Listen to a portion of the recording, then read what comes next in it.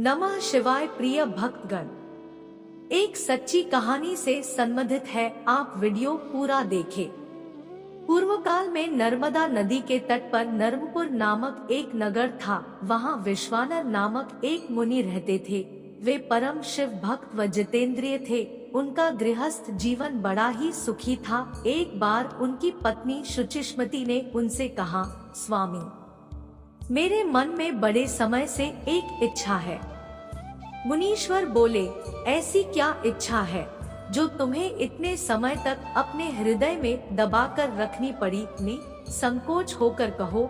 देवी शुचिष्मति बोली, हे देव, मैं आपसे भगवान महेश्वर जैसा एक तेजस्वी पुत्र चाहती हूँ। कृपा कर आप मेरी इस इच्छा को पूर्ण करें। पत्नी की बात सुनकर विश्वानर क्षण भर के लिए स्तब्ध हो गए। वे सोचने लगे कि मेरी पत्नी ने यह कैसा दुर्लभ वर मांग लिया। ऐसा प्रतीत होता है कि भगवान पिनाकी रुद्र स्वयं उसकी जिह्वा पर बैठकर बोल रहे हैं। ऐसा विचार करके उन्होंने अपनी पत्नी को आश्वासन दे दिया। वे वाराणसी जा पहुँचे और कठिन तप द्वारा भगवान शंकर के वीरेश लिंग की उपासना करने लगे। तपस्या करते करते विश्वानर को 12 मास बीत गए। 13वें मास में एक दिन स्नादि करके जैसे ही वे वीरेश लिंग के निकट पहुँचे, उन्हें लिंग के मध्य में एक बालक दिखाई दिया जिसकी आयु 8 वर्ष थी। उसके मस्तक पर पीले रंग की जटा सुशोभित थी तथा मुख पर मुस्कान खेल रही थी। उसके सर्वांग भस्मयुक्त थे तथा वह दिव्य बालक श्रुति सूक्तों का पाठ कर रहा था। उस बालक को देखकर विश्वानर मुनि रोमांचित हो उठे और अभिलाषा पूर्ण करने वाले 8 पद्यों द्वारा भगवान शिव की स्तुति करने लगे। उनकी स्तुति से प्रसन्न होकर बाल रूप भगवान शिव ने कहा, महामते, मैं तुम्हारी तपस्या से प्रसन्न हूँ। अब तुम अपने घर जाओ। समय आने पर मैं तुम्हारी पत्नी की इच्छा अवश्य पूर्ण करूँगा। मैं उसके गर्भ से पुत्र रूप में प्रकट होऊंगा। उस अवतार में मेरा नाम गृहति होगा। मैं परम पावन व सभी देवताओं का प्रिय होऊंगा। विश्वानर ने भगवान शिव के बाल रूप को प्रणाम किया और अपने घर लौट गए।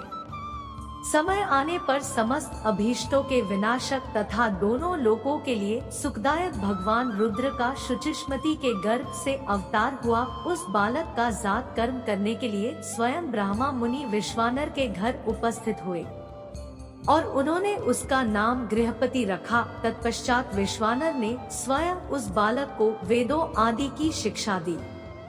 जब वह बालक 9 वर्ष का हुआ तो एक दिन देवर्षि नारद उसके दर्शन हेतु विश्वानर के घर पधारे। मुनि विश्वानर ने उनका हृदय से सत्कार कर यथोचित आसनादि दिए। तब नारद जी ने कहा, हे मुनि, तुम्हारा यह पुत्र बड़ा ही भाग्यशाली है, किंतु एक आशंका मुझे व्यथित किए हुए है।